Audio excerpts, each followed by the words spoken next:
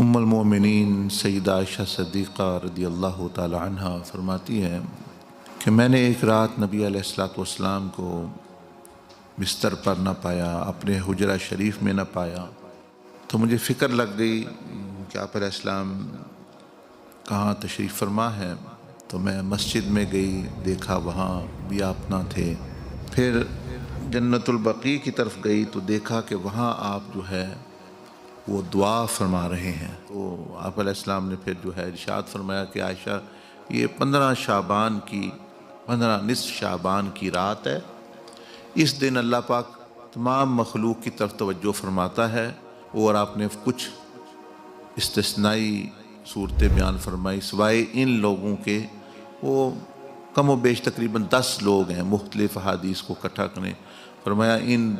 مطلب یہ ہے کہ ان 10، کسی میں 4 کسی میں 3 کا ذکر بھی آیا، اور اکٹھا کریں تو بھائی ان 10 لوگوں کے سوا سب کی اللہ پاک مغفرت کر دیتا ہے۔ یہ جو ہے نا جس کو شب برات یا نصف شعبان، یعنی آدھے جو شعبان کی رات 15ویں رات، تو ٹھیک ہے اس میں عبادت اور جو ہے یعنی دوسری چیزیں جو اعمال ہے بندہ کرتا ہے، لیکن سب سے زیادہ ضروری ہے کہ ایسا نہ ہو کہ وہ سب کچھ کر کے بھی وہ محروم رہے، ساری عبادت کر کے بھی وہ محروم رہے، روزہ رکھ کے بھی محروم رہے۔ اور فرمایا کہ وہ جو 10 مطلب یہ ہے کہ وہ بری صفتیں ہیں نا، بری صفتیں، بندے سے تو اللہ پاک محبت کرتا ہے، لیکن وہ جو صفت جب وہ بری اپنا لیتا ہے تو پھر بندہ اپنے ساتھ زیادتی کرتا ہے۔ اس میں سے ایک چیز بیان کر دے تو پھر انشاءاللہ دوسری بھی پھر آہستہ آہستہ روزانہ یا کسی اور وقت بیان ہوں گی۔ ایک اس میں سے یہ ہے کہ وہ بندہ کہ جو دوسروں کی جب نعمتیں دیکھتا ہے، سمجھ لیں کسی کا کاروبار پھل پھول رہا ہے، کوئی سیاست میں پھل پھول رہا ہے، کوئی رزق میں پھل پھول رہا ہے، کسی کی صحت اچھی ہے، کسی کا خاندان بڑھ رہا ہے، یعنی کوئی نعمت کسی کو مل رہی ہے، تو اس کے دل میں جو ہے وہ بوجھ آتا ہے، اس کے دل میں ایک قسم کی تنگی، بھائی یہ کیوں مل رہا ہے، اس کو ملنا نہیں چاہیے۔ پھر یہ کیفیت ہوتی ہے دل کی تنگی کی۔ کسی کو ظاہری طور پر وہ مبارک دے رہا ہوتا ہے، پھولوں کا گلدستہ دے رہا ہوتا ہے، وہ مبارک ہو پھولوں کا گلدستہ، لیکن اندر جو ہے دل جو ہے وہ تنگ ہوتا ہے کہ یہ اس کو نہیں ہونی چاہیے، اس کو تو نہیں ملنی چاہیے یہ چیز، یعنی دل میں جو ہے وہ کیفیت پیدا ہوتی ہے اس کی۔ اور اس صفت کا دوسرا حصہ یہ ہے کہ جب وہ کسی کے نقصان کے بارے میں سنتا ہے،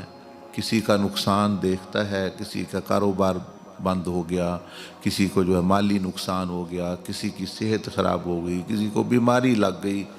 کسی کا گھر اجڑ گیا، کسی کے بچے باغی ہو گئے، کسی کی زمین کا نقصان ہو گیا، کسی کی بھینس مر گئی، کسی کا کچھ ہو گیا، تو پھر جو ہے اس کے دل میں ایک انشراح اور ایک خوشی سی پیدا ہوتی ہے، چاہے ظاہری طور پر وہ افسوس ہی کر رہا ہو، وہ بڑا افسوس ہے، یہ ہے وہ ہے، لیکن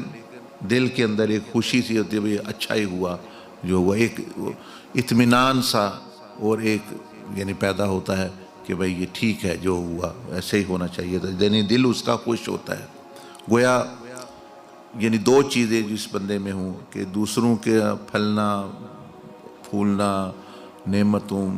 میں جب ان کو نعمتیں ملنا، اس سے دل کا تنگ ہونا، اور ان کی لوگوں کی مصیبت میں فلاں ہار گیا، فلاں کو نقصان ہو گیا، فلاں کا بیمار ہو گیا، تو دل کا حزن، یہ ایک دل کی بیماری ہے جس کو کہتے ہیں کینہ۔ تو یہ حدیث میں یہ پتہ چلتا ہے کہ یہ بندے جس میں ہو یہ چیز، تو اس رات بھی یا شب قدر کی رات ہو، اس بندے کی بخشش نہیں ہوتی۔ اللہ پاک کو اتنا ناپسند ہے کہ یہ خود اپنے سے تو کچھ دے نہیں رہا، میں اپنی مخلوق کو دے رہا ہوں، میں نے اس کو پیدا کیا، بندوں کو پیدا کیا، میں دے رہا ہوں، تو یہ اس پر بھی ناخوش ہے، میں دے رہا ہوں اور میری تقسیم پر یہ اعتراض کر رہا ہے، اور بندوں کا جو ہے یہ برا چاہتا ہے، تو یہ مطلب انتہائی بری چیز ہے۔ اسی طرح جو ہے اللہ جل مجدہ دیکھتا ہے کہ اگر کوئی بندہ نقصان میں ہے تو کسی کا نقصان ہوا، ہمدردی اور غمخواری اور مدد و نصرت کرنے کی بجائے یعنی خوشی یہی چاہنا کہ نقصان ہو، تو اللہ پاک دیتا ہے بھئی یہ بندوں کا دوسروں کا ہمیشہ یہ نقصان چاہتا ہے، اسی میں خوش ہے اور دوسروں کے پھلنے پھولنے میں. تو یہ جب معاملہ ہوتا ہے یہ تو بہت بری چیز ہے.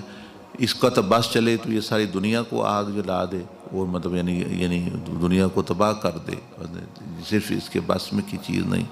تو اس کو پھر یہ نقصان دیتی ہے. کیسے نقصان دیتی ہے؟